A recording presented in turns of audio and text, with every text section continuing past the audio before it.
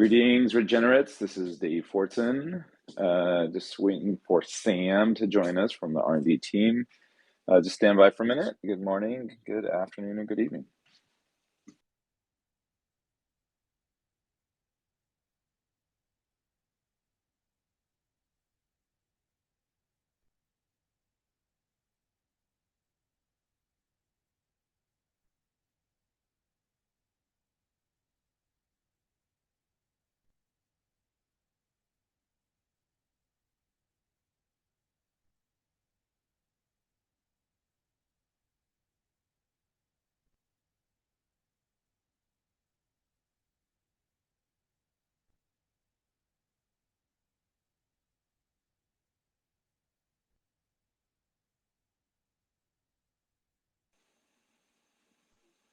Rebecca, I invited you to speak. I'm not sure if you're planning on it. I know Sam is joining here in just a minute.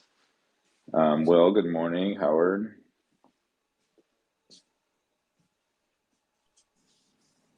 All right, Sam, welcome. Thanks for hosting.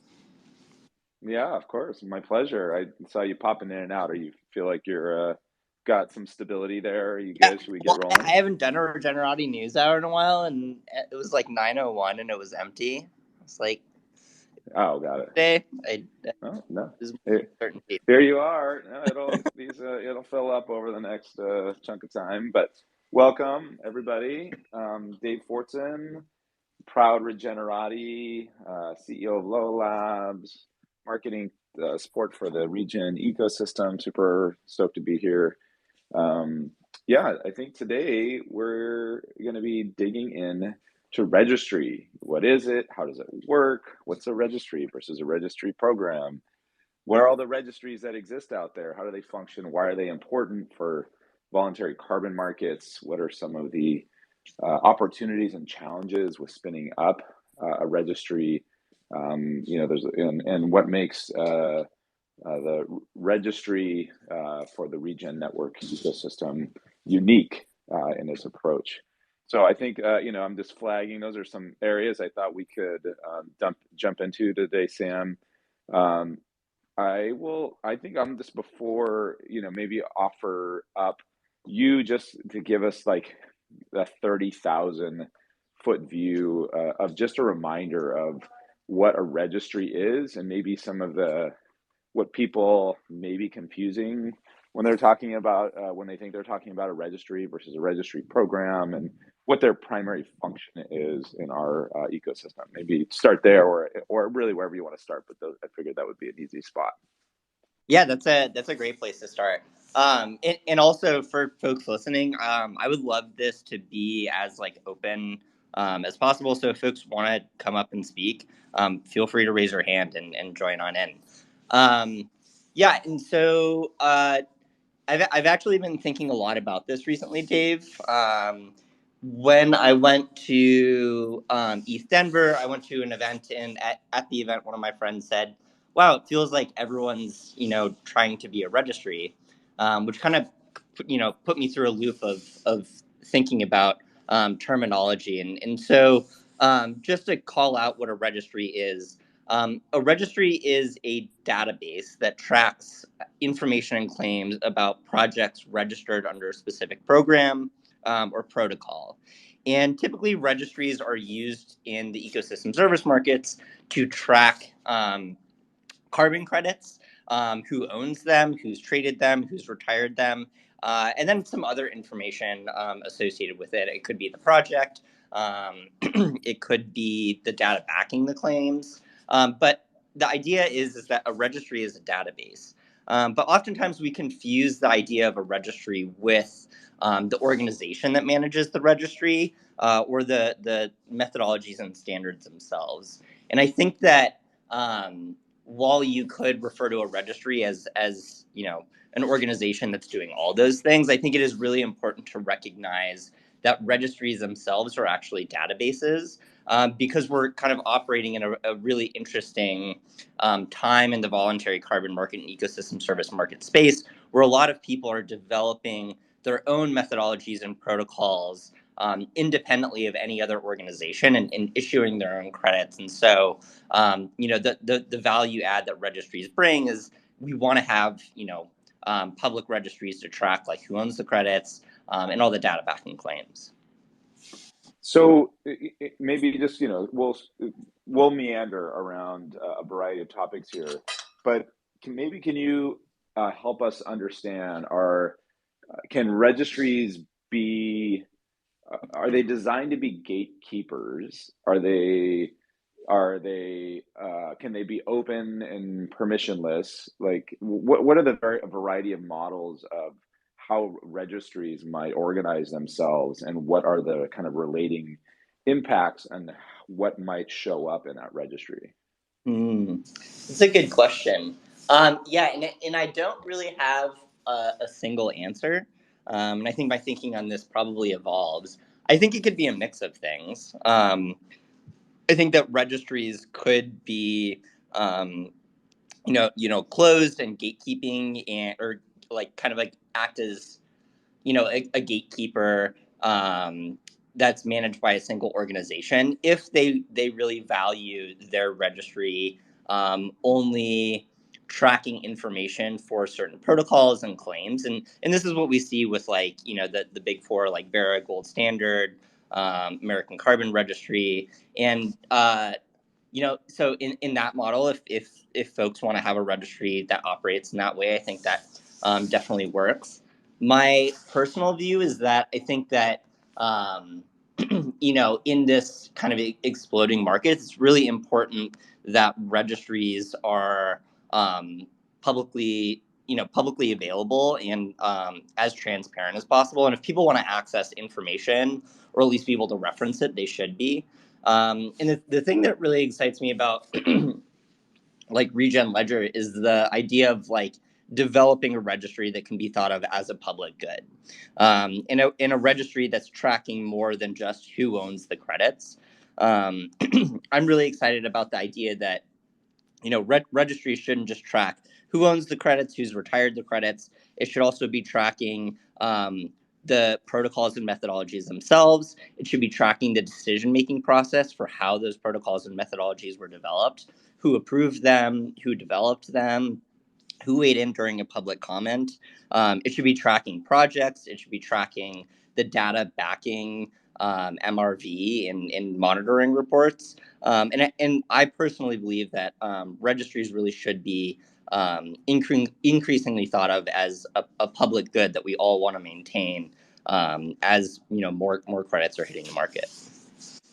So maybe you can key off of that this public good concept. I think it feels like Regen Networks development's approach to or philosophy in designing or deciding that a registry was a critical component to originate ecological assets was it was a big play, right? There are existing registries that dominate the voluntary carbon markets, and it seemed to be there was identification of weaknesses in those models that created space for a publicly governed ledger, and then or a public good called Regen Registry. So why is Regen Registry unique in its approach, and what is having a publicly governed registry radical? Is that a something that's new and different? Is it happening elsewhere? Is there something that you can describe that really are unique characteristics of Regen Registry that ideally are disrupting the registry industry, if you will? Mm-hmm. Yeah, I think the probably the most unique feature is that we're developing a pretty neutral set of tools that communities can use in very different ways to develop and own their own crediting standards. And with a lot of registries right now that exist out there, to use the registry, all projects need to follow the same general set of rules and requirements. And so if you're running, an industrial emission reduction project reforestation and avoided conversion of peatland projects, you still have to follow the same set of rules and requirements to use the registry. But we're taking a slightly different approach where we don't want all these different types of projects and project activities and bioregions and different community needs to be using the same set of rules and requirements. And so in our registry, the unique thing is that a community can say, hey, this is the crediting program that works for us, and we're going to own it. And so in that way, the registry can be thought of as kind of like a more like neutral space for anyone to create a crediting program and issue credits. And the thing that we're really focusing on is this ability to track all the data and decision making that went into that credit. And so in doing so, we're providing the transparency needed for buyers and other community members to assess the rigor of claims. And so it's, whereas a few years ago, we were a little bit more centralized and we were kind of thinking, oh, we should develop our own methodologies and set of rules and requirements. That very much shifted as we talked to more communities to focus a little bit more on like, no, that should be done by you. And we're just kind of encouraging you to use these tools in a proper fashion. And so, touching on the idea of a public good, I think it's really important that people weigh in on what they think should be tracked on the registry, how it should be tracked. And as we're, starting to progressively decentralize, hopefully we get communities weighing in on how it should be used in different ways and at what points in time there should be, governance involved or not, when data should be uploaded, so on and so forth. I think it's good at this moment to, real quick, Dave, is to double click on this idea of registry as neutral, because it's something that we're pretty deep in the weeds on, Sam, and thinking about like just the moment that we're in with project registration and what our role is in this view of a registry, what our role is in kind of facilitating that neutrality. I think would be cool to touch on, like thinking about within project registration that our role is to basically enable whatever they say they're going to do, that they're doing it, not to be the arbiter of the how and why. Mm-hmm. Yeah, certainly. Actually, can I just one thing to add on to that also? Maybe you could just unpack, because I'd love to paint this like mental picture for folks, is the layers of governance. Again, as Regen Registry and Regen Network ecosystem is maturing, what does the layer of governance look like? Because similarly, when I hear neutral, some may think that the neutral is standing aside or valueless, but I think it sounds like in a lot of ways it's not. No, that's not what you're saying, right? There's like a larger, the values are being expressed in a more customized fashion for communities and projects, and not having a central gatekeeper, made up of, a handful of staffers or whatever that are making decisions about that. Is that, maybe you can just pack that so help people understand like where the community comes in at governance, where a group might come in at governance over a credit class or something, even more micro than that. Yeah, definitely. Yeah, and I'll definitely like preface this in saying that this is like still a very much a discovery process for us. And so to start with, kind of Becca's point, like I mentioned earlier, early on in the kind of registry program development, back in 2019, we were playing a lot more, or we thought we were going to be playing a lot more kind of like centralized role in approving and, not necessarily like gatekeeping in a way where it's like, oh, you can't do this, but kind of like, ensuring that projects followed a certain set of standards. And, over time, we've realized that, there are a lot of organizations out there that have successfully like developed their own credit programs and sold credits, or have a certain set of needs that just doesn't necessarily we shouldn't necessarily be gatekeeping on, because we want to support them achieving kind of the goals of their project. And so, right now we have the R&D registry team, which is managing the registry and helping a lot of different organizations and communities develop these crediting standards. And during that process, we are providing a lot of recommendations on methodology development, and credit class development, just to kind of help them make sure that it's really well peer reviewed and it's scientifically rigorous in a way that would be attractive to buyers, and to really facilitate success. But over time, we want to kind of encourage a larger community to take on that role. So it's not necessarily our team. And so getting into the idea of like governance and where it can come into play, I really think it can come into play at a lot of different points and can be used. I would encourage people to think of how to use this like neutral set of like governance tooling in very creative ways. The ways that we're thinking about using it right now is for credit class creation and methodology approval. And so, what we would do there is we would set up a groups address and essentially just have people vote on should this credit class be created, should this new credit type be created, should this methodology be approved if it's gone through the peer review process, and then getting into the kind of project level. We want to encourage people that are managing credit classes to set up their own processes and instead of kind of like governance process to approve projects, to choose how credits are distributed within a project.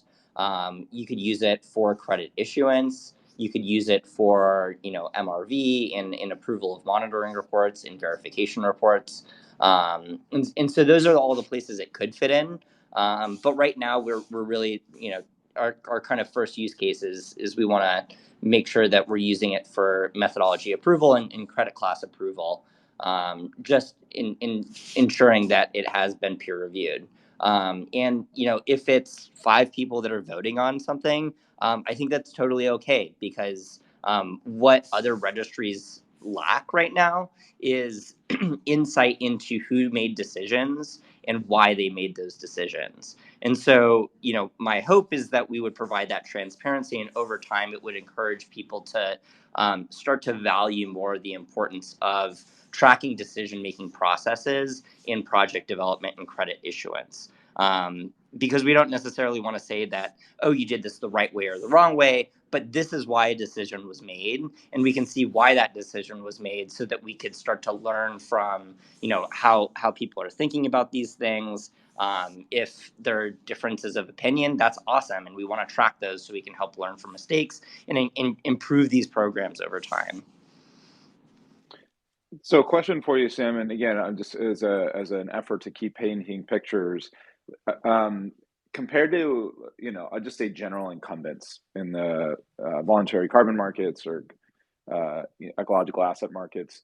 Let's say 5 years from now, when the Regen Registry is a bit more mature, and you imagine yourself doing a kind of comparison chart. Can you speak to like at least the incumbents as they are today, and and as you imagine Regen Registry, a handful of years from now, how do you compare things like speed to market, like for an ecological asset, or overhead or cost of bringing that asset to market, or how it is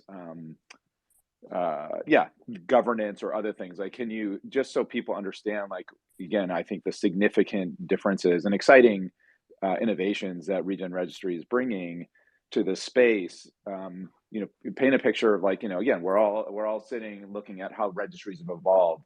What does it look like in a bit of time? Yeah, that's a really good question, and it kind of reminds me of a conversation that I had with Gregory and Becca and some folks at the foundation about the idea of registry being a system of functions. And I think that, like, if you read the original Regen Network white paper, and you kind of, like, the picture that's painted is that we're really digging into this idea of like the registry being the digital synthesis of the information, claims, and decision-making processes that went into creating crediting programs and issuing credits. And so, there's a lot of different components at play there. There's a body of scientists or, standards accounting bodies that are creating new methodologies and standards. There are people developing projects that are, helping farmers manage their land and kind of interact with these registries. There's people on the ground developing MRV tooling.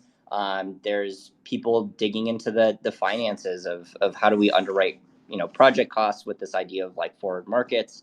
And so like if you unpack each of these, each of those could really be its own business. And so, I've always thought, and this very much could be kind of a more idealistic view, is that, if the Regen Registry is successful, it will, cease to become kind of like a centralized body and really be replaced by a system of functions where there are a bunch of different organizations that are playing different parts in, the adoption of new land management practices and funding of those practices.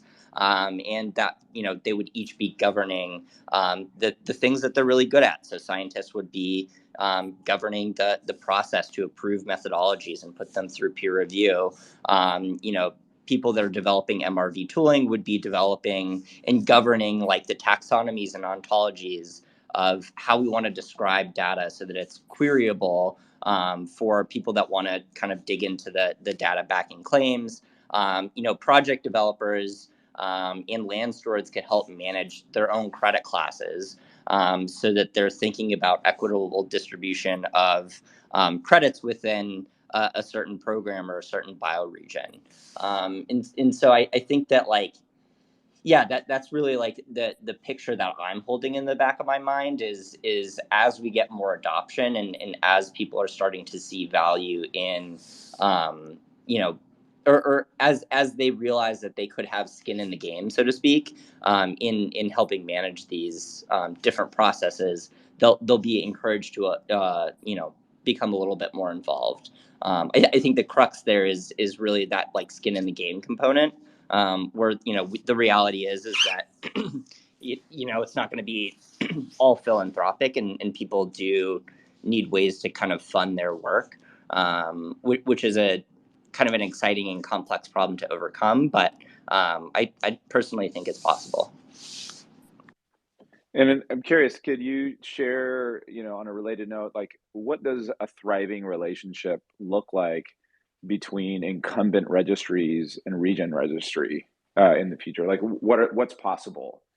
Help people understand, are we collaborators? Are we competitors? Or can we be both? And how might incumbent registries use some or all of the tech stack and governance framework that Regen Registry offers in order to improve their own the integrity or the delivery of their own credits to market? Mm-hmm. Yeah, I mean, I actually think it's really like kind of it's like both. It's like collaboration and competition. It's collaboration in the sense that we're developing great tooling that can be used by anyone. Like if tomorrow Vera or Gold Standard wanted to adopt our tech stack as a mechanism to track their own projects and credit issuance and the decisions that they made to approve projects and how they handle deviations, they could do it. We aren't gatekeeping in any sense, and I personally would be really excited if a big registry was like, yeah, we want to experiment and try to use your tooling. So open, welcome, collaborative, and then when I'm talking about competition, I'm less about talking about competition of Regen registries competing with these other registries, but I think that there's really healthy competition in a bunch of different communities developing their own crediting programs, because I think that the more types of crediting programs you have, the more people are encouraged to kind of dig into, oh, is this methodology better? Should we be using this instead? This approach seems really interesting, and maybe we want to kind of compete with that, or maybe we want to adopt it. And I think that Peter Olivier wrote an article last week about what is crypto for, and I think that the point he was hammering home is that it's a really great place for innovation, and to iterate fast on how people are thinking about these things. And I'm really excited about all the different crediting programs that we have coming through, because they're so vastly different from one another. And I think it really gets the gears turning of should we in seeing competing companies create their own standards, like how can we collaborate with them? How can we start to create like shared ontologies or shared standards? And so I think that that's really important. I think it's also really important for communities to develop crediting programs that are specific to their needs, and then find similarities over time. Because I think one of the biggest problems with one of the biggest complaints that we have, from project developers that try to go through Vera Gold Standard is that it just takes a long time. And it's not, time isn't really a luxury we have. And so I think it's really important to develop a standard that fits your use case, and then over time we can start to see similarities and merge those standards. So maybe could you give us a little bit of a snapshot? You mentioned some of the credits that are starting to make their way through the Regen network ecosystem, originating, maybe originating out in the Regen network ecosystem and Regen Registry. Can you give us like a top level view of what some of these credits look like and where they're at in the process? And then is their natural home, just as a question, so people understand the full kind of value chain, do they land in Regen Marketplace? Do they land in other registries? What's possible after you've made it through the Regen Registry process? What next? Mm-hmm. So let's see, the projects that are coming online soon, and the ones that I'm really excited about. So we have Roots, which is developing a soil carbon credit for rotational grazing down in Argentina. The background on Roots is that they started as a savory hub, measuring soil health and helping farmers or helping grazers adopt regenerative grazing practices. And they have developed a methodology that is focused on kind of exhaustive sampling techniques, so very similar to the emission reduction fund methodology down in Australia. And so they're kind of in the process of registering their project, and hopefully we'll have credits coming online in the next few months. We have Colshan Carbon Trust, which is one that I personally am really excited about, which is doing biochar, they're selling carbon credits that represent carbon capture during pyrolysis and production of biochar. We have ERA Brazil, which is developing biodiversity credit that's a little bit more focused on environmental stewardship for keystone species protection, and Fibershed, which is an environmental stewardship credit rewarding grazing operators in California, sheep grazing operators, for just engaging in their practice and collecting data. And so for each of these groups, obviously the programs, the methodologies, the crediting type is very different. And yeah, I think that's really exciting. Once those come online, they'll be registering projects on the Regen Ledger, and we'll have project pages in the marketplace. But the marketplace is kind of like a mix of a place that you can buy and sell credits, and also just dig into the information backing the claim. So we're not just on the marketplace necessarily tracking the project pages and the story. We're also tracking the documentation, the metadata associated with it, Ideally for some of these groups, the actual raw data backing the claims for monitoring reports, and so once those credits come online, you can see those issuances in the Regen marketplace, and then it's up to them to decide if they want to try to list in a Web3 marketplace, if they just want to have credits on the registry that in kind of outline their own sales process, so organizations can contact them and go through an OTC process. And so really, it's ultimately up to the project developer. For a lot of these groups, they already have buyers, and so they'll not necessarily be using marketplace functions, but you could still go in and track like, oh, this credit was sold to this group and retired here. Here's the ongoing monitoring reports, and kind of like the metadata. So those are kind of the things that are coming online soon, and what I'm excited about. And yeah, we'll see, how those credits are sold and where they're sold. Awesome. One more question, and then I'd love to open it up to folks in the audience to ask questions or share their own experience with or thoughts on Regen Registry. Could you just share a little bit about, I'd say at like a mid-level, how, we mentioned Regen Ledger, we mentioned Regen Registry, we mentioned Regen Marketplace. So obviously this is a registry discussion. Could you explain kind of the connective tissue that and the relationship between those three parts and how they interoperate together, or how they can interoperate together?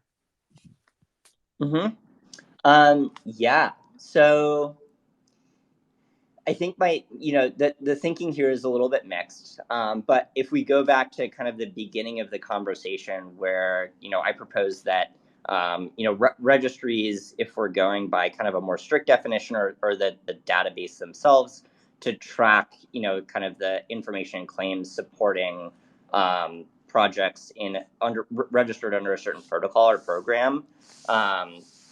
In that definition, really, they're all the same. And so, Regen Ledger has functionality. We have the Ecocredit module, the data module, the groups module that allow us to track all of that information. The marketplace is automatically pulling all that information in from the ledger. And so, in that way, like, you could think that, oh, the ledger is the registry. But my argument there would be that the ledger is one application of, or the registry is one application of the ledger. I would be interested to see how the ledger evolves over time, and if it supports other types of projects, or other ways of tracking data and information, supporting projects that aren't necessarily in crediting programs. So in some ways, they're one and the same, but in the future, that could be different, and the registry is just one application of the ledger. And the marketplace is also the registry. We have sell like buy and sell functionality nested in, which is a feature that I say most registries don't have. But yeah. Awesome. Rebecca, I know I've been taking up a lot of oxygen here. Anything moving for you as you're hearing Sam outline this? And then obviously, if any of you, Timo or Stixito, Benjamin, Jeff, and if you have thoughts, feel free to raise your hand. Happy to bring you up on stage. But Becca, if you're there. Oh, maybe she's not there. All right, well, let's move on. Maybe I was reflecting, and I'm like, always a little bit hesitant to open cans of worms, but why not? This is an open public discussion. The Guardian article obviously roiled the waters of voluntary carbon markets, maybe for just and both unjust, just reasons, depending on your point of view and your level of understanding.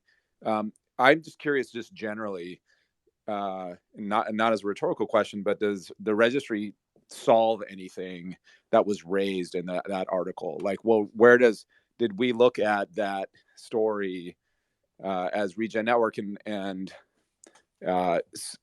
be able to point to a different way of thinking about origination of ecological assets and the tech stack and design that makes up Regen Network, and have an aha moment, or are we also stuck in the FUD? Yeah, that's a complicated question. I think, speaking to the first part of your question, I think it does solve, or it has potential to solve some of the problems that were outlined in that article, and the things that I'm thinking about specifically is governance tooling, because a lot of these projects, just the Red Plus projects are so complex. There's so much to think about when you're making claims on additionality for avoided deforestation projects, because you have to prove the financial additionality that avoided deforestation wouldn't take place in the absence of this funding. You have to prove that the forest itself was at risk. And that isn't necessarily as simple as just like, oh, we can make GIS analyses of all these things and look at proximity to roads. You have to be in these communities and see, have they been approached by palm oil companies? Are they considering making the shift because they see a more financially beneficial opportunity for them if they need money?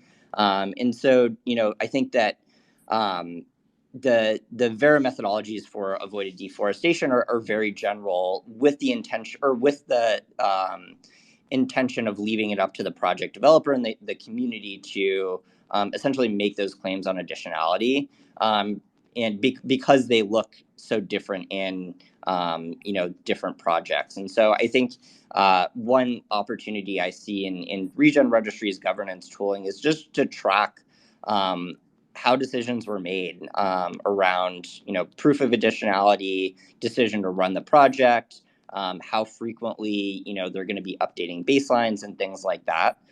Because I think that insight would provide a lot more assurance to people that are critical of these projects. And it would, also provide a learning opportunity to see, oh, we made this decision 10 years ago, and the science has evolved, or the standards have evolved.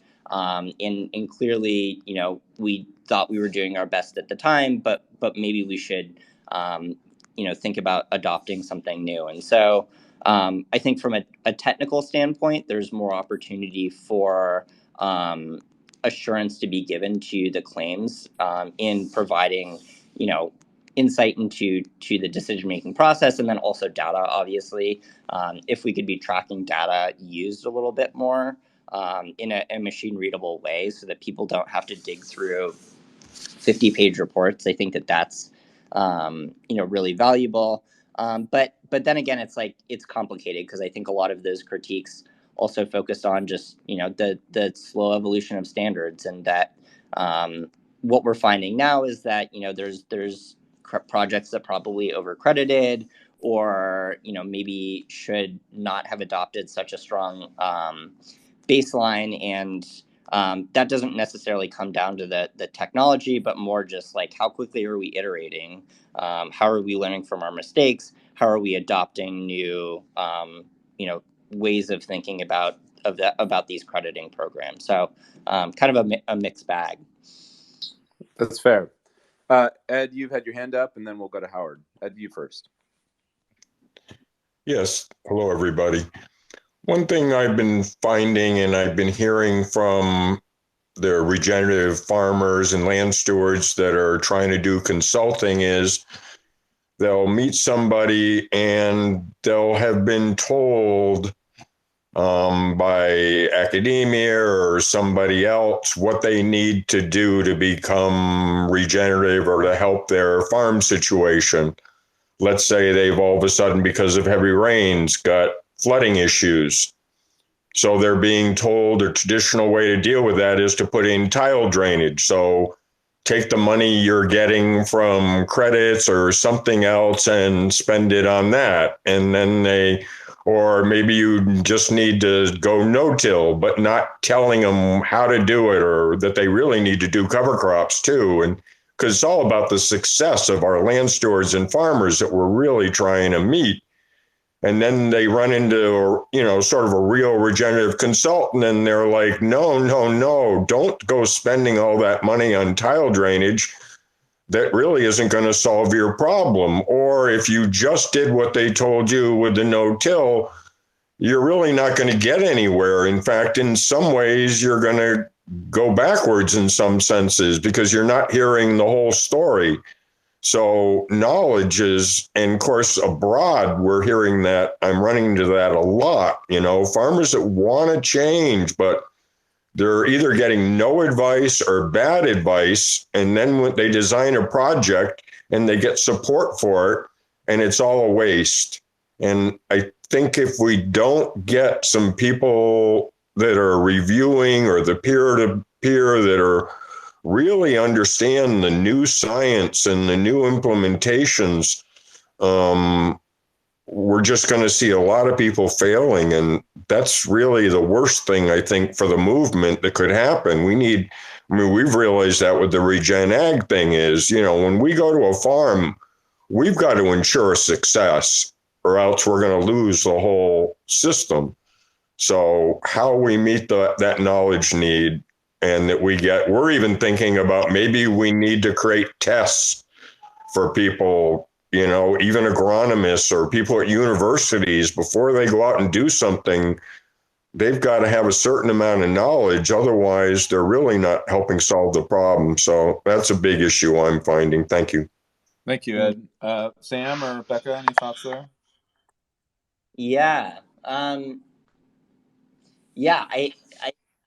the thing that comes to mind for me is just, kind of like you're saying, kind of the complexity of these projects, and especially in the US, we're flooded with a bunch of different, so many organizations that are providing different recommendations based off of their personal opinions and different studies. And I think one thing I'm excited about digging into more and seeing how this pans out is this idea of environmental stewardship, where rather than crediting based off of outcome-based metrics like carbon, we would just be paying for the practice, to allow them to kind of like test different changes without putting a lot of money into a project that, if they do make the wrong land management decision or get the advice that doesn't work well for their farm or their land,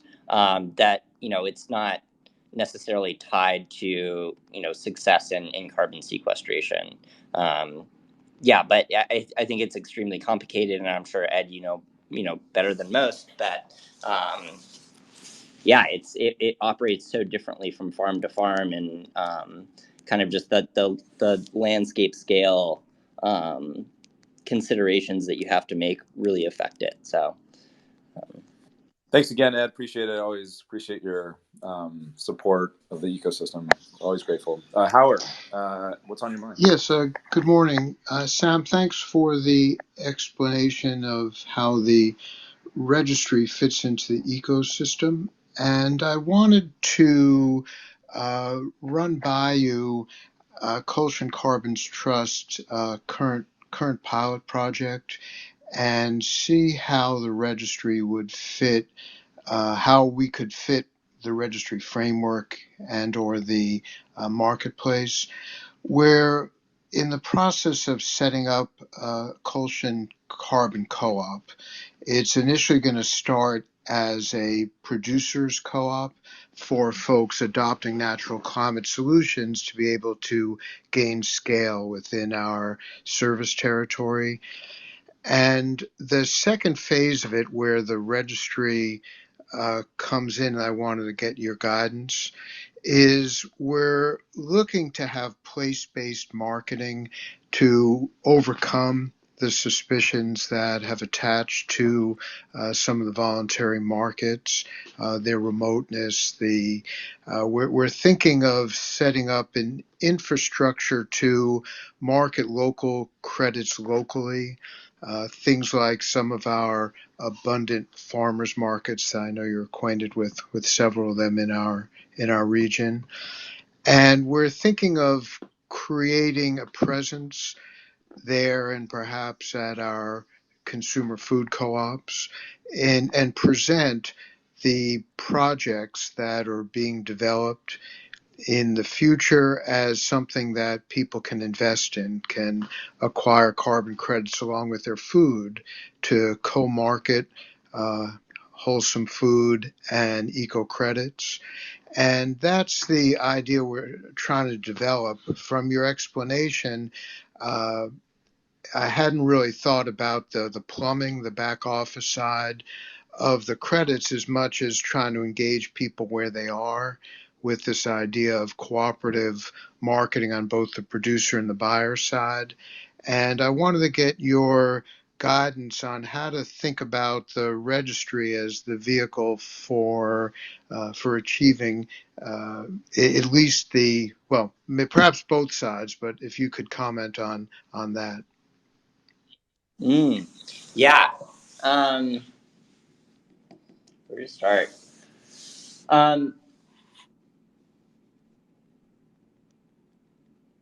Yeah, I think, the thing that excites me most about your guys' project and for me, like makes it stand out beyond a lot of others is kind of like the place-based component, which I think is really important. And just the way that you guys ran the project, where it was very much structured as a working group. And now that you're bridging into kind of the marketing component, I am really appreciating hearing that, you're continuing with that kind of ideology where it's the communities that are nearest to the project or in that bioregion that are having kind of stake in the game, and so as it relates to how the tools are used, I think that obviously setting up like nice project pages on the registry or the marketplace is really valuable, but I'd be excited to think about how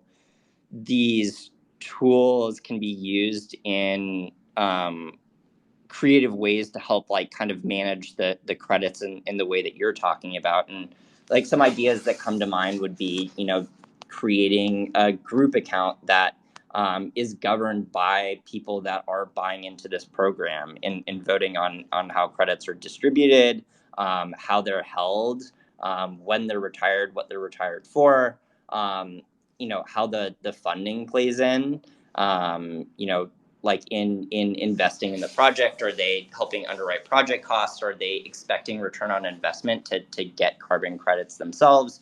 Or are they just excited about supporting a practice in their area that they know is important for kind of the Pacific Northwest forest? So I think that the marketing component probably is going to be a little bit separate, in that I think it's we could do our best to support in presenting the information in a really digestible way, but a lot of the outreach is going to be placed on you guys or the people that you're working with in that region to figure out what's the most effective route to kind of advertise these projects. But the way that we can use these tools creatively, I think is really interesting to me, and I would love to see kind of an exploration of how like groups accounts can be used to manage or have people vote on how they want to see projects run or how they want to see the kind of like trust that you're talking about be set up. Yeah, and obviously we currently have our limitations of being blockchain based and having a kind of high there's a lot of learning that goes into like how to use and manage wallets and all of that. But I think that to whatever degree Regen Network Development and Colshan Carbon Trust could work together to kind of like manage the technical component of it, and help communities like onboard in these tools or like engage in decision-making processes and funding of these projects without necessarily having to like buy regen tokens and get a wallet, I think is probably important in the short term. I don't know if that answered your question or if it was a little bit off. Thank you, Howard. I just want to make sure we have time for some other speakers, and thank you, Sam, for answering that. Let's pick up that conversation. Always remember, please, you can join us in Commonwealth as well, or over in Hilo for expansion on these conversations. I assume, Thomas, is this you from Branch Out? You want to take the stage and share what's on your mind? Hey, yeah, this is Thomas from Branch Out. So I have a question about the Regen Registry and what does it entail referring to it as a public good or a neutral set of tools, and for us to just think about what that requires. So I guess my question, to give it a specific context, revolves around the bridge with Toucan for the NCT. And so I feel like that R&D is playing two roles, both as running the Regen Registry currently, and I know there are plans to decentralize, but also in financially supporting or building infrastructure for particular tokens. And so I'm wondering how that can be conceived of as neutral, and whether there might be a conflict of interest that requires a greater level of financial transparency for it to be able to be a public good, given the role that R&D has played in supporting credits, which is not necessarily a bad thing if that's what R&D chooses to do, but I think that there needs to be a teasing out of that relationship to understand how the two could come into conflict. Mm-hmm. Yeah.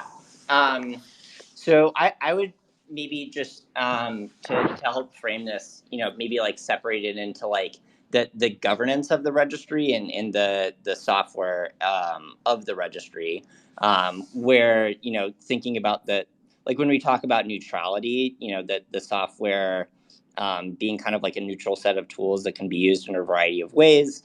And then, where the governance comes in is like, how are we using those tools, or like, what are the processes that the community thinks is important in, approving credits and like essentially how we use those tools. So, like a good example would be like credit class creation.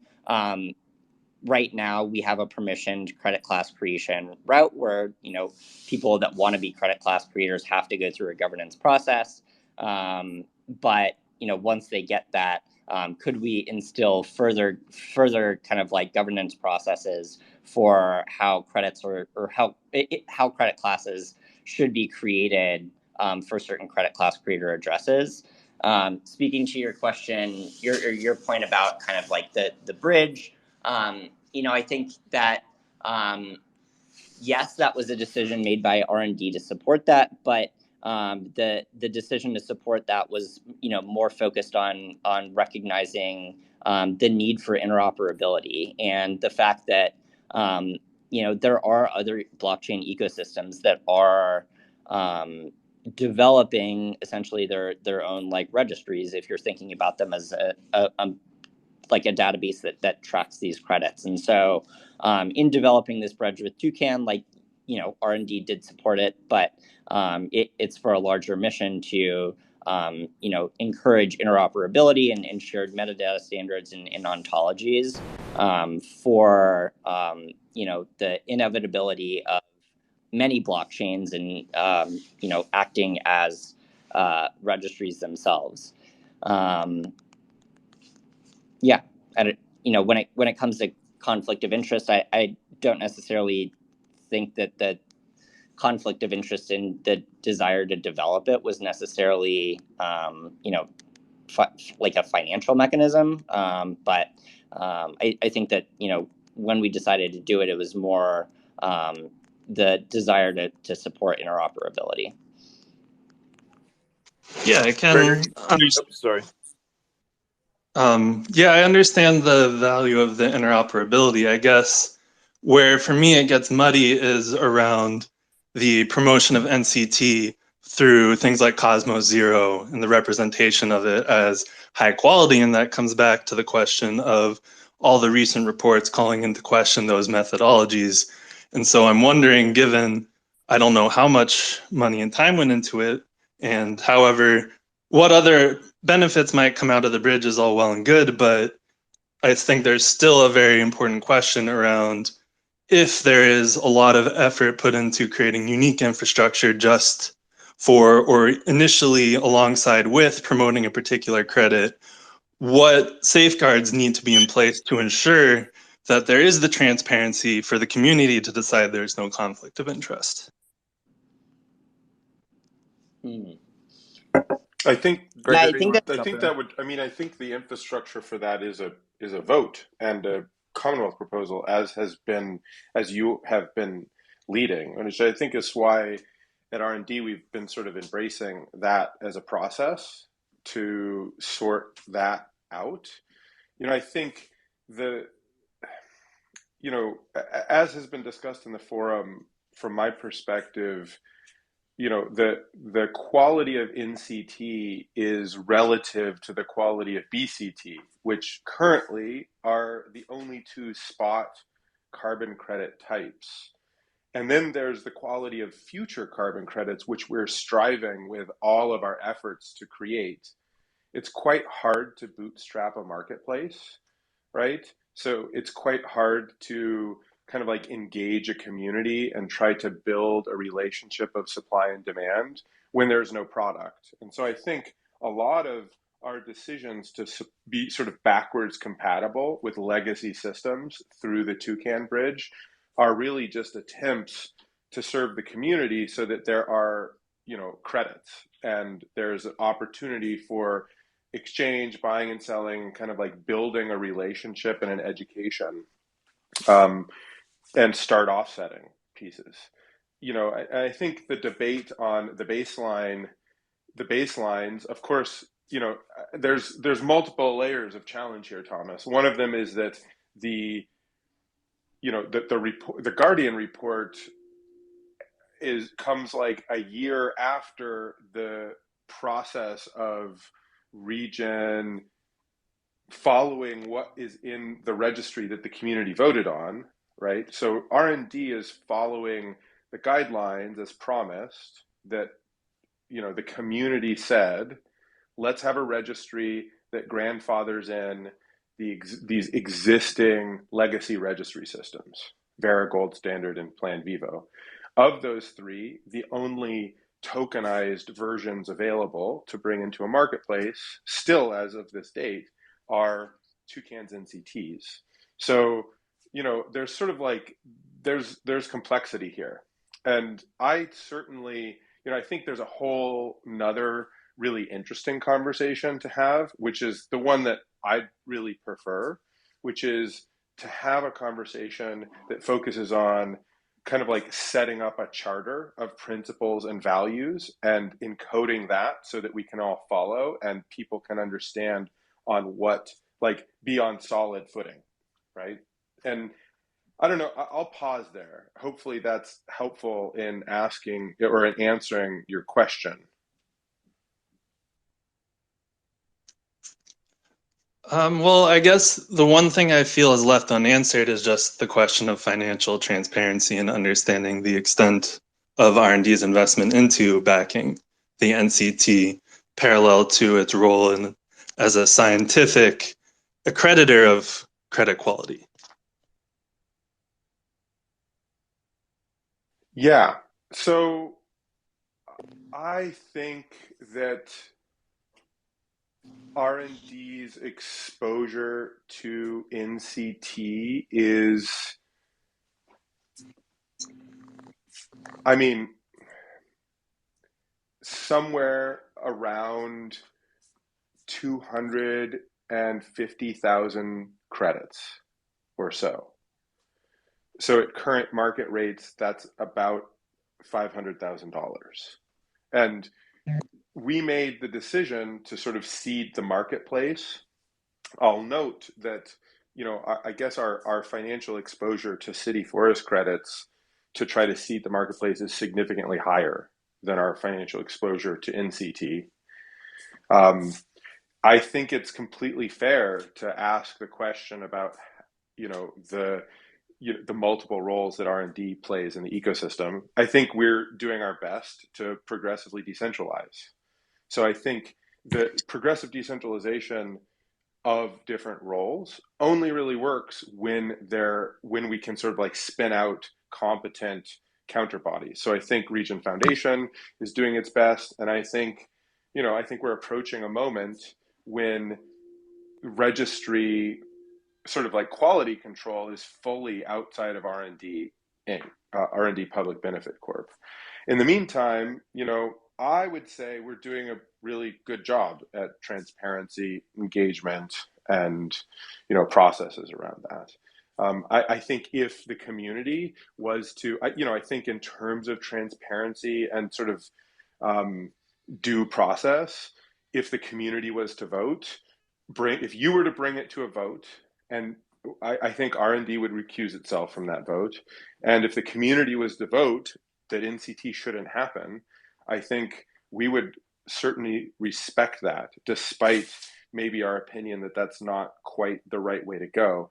And again, I think in a lot of ways, I'm very sympathetic to the critique of NCT, Thomas. Super sympathetic. We can have a different conversation about that. But in other ways, I think I personally, and I think this is, like R&D contains a multitude, and one of the policies that we instated internally when you brought up this conversation was to kind of like let people speak for themselves related to their opinions, so that actually could give space for this important debate.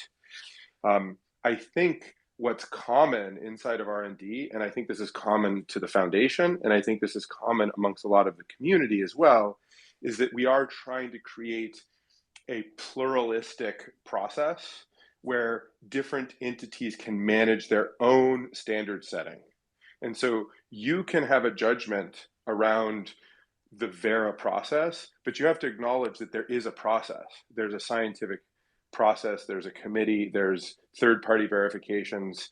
So it may end in something that you don't like, and it may end in something that you don't give value to. But if we were to apply the same logic that you're applying to NCT to, say, a qualitative indigenous credit that is rooted in ancestral cultural knowledge and creating a symbolic representation of their stewardship, and you or someone else was to come to them and say, this doesn't meet this this criteria for quality, right? And then squashed it and didn't allow it into the marketplace. That's personally why I think that specific piece, which is that we want to create a process for people to express what they believe quality is and bring it into the market. We don't want to create a system where people who have power over each other are smashing different standards, which is how the current market exists. So whether it's backwards compatibility or new innovative credit classes, I believe that that's the core reason why R&D and all of the community members that I've seen so far in the forum are coming out and saying, like, hey, this is, like, having this standard in the marketplace makes sense, given that this is kind of what we've been talking about all the time.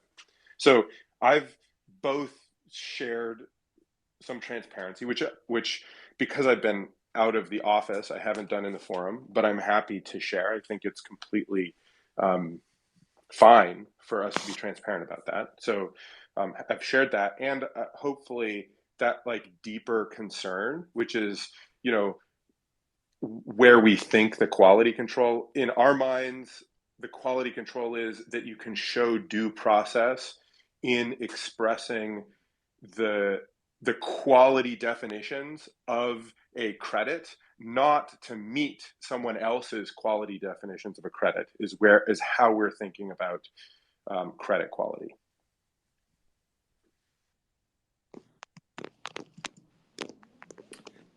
Great. Thank you, Gregory.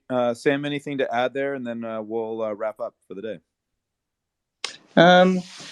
Not too much. I mean, I agree with, like a lot of the things Gregory said, and definitely like empathize and like, agree with, some of the things that you brought up, Thomas, and like the critiques of, NCT and really, coming down to the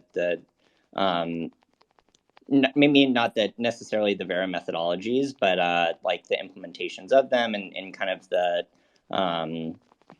the negative externalities or the overcrediting that happened. But yeah, I mean, I think that this one's challenging because the thing that we don't really have as much insight into, because these credits are coming from Vera's registry, is how they're handling it and how they're thinking about it. And I do know in conversations with folks that are working there that they are like upgrading their standards around baseline assessments and how RED projects are run to make it a little bit more standardized. Whether or not they apply it to these projects, which are still active, and I think most of them don't even end until 2040. We'll see what happens with that. But I think that this is an interesting case because for a lot of the native credits that we're going to have coming online, all of the data will be native to Regen, and hopefully we'll be tracking decision-making processes. So it'll be a little bit easier to kind of upgrade these processes over time. But I think that it is important to have these conversations and to point it out. Yeah. Awesome. Thank you, everybody. Great conversation today. Sam, thank you for being on the hot seat for so much of the day. Appreciate it, and enlightening us about Regen Registry and what's moving there. Stay tuned for if you want to keep track of things, join our Discord. We also have a newsletter that goes out once a month that has highlights of a variety of topics across Regen network ecosystem. And we're going to move on with our day. This was the end of the Regenerati News Hour. Thank you, everybody, and we will see you 2 weeks from today. Be well. Thanks so much, Dave.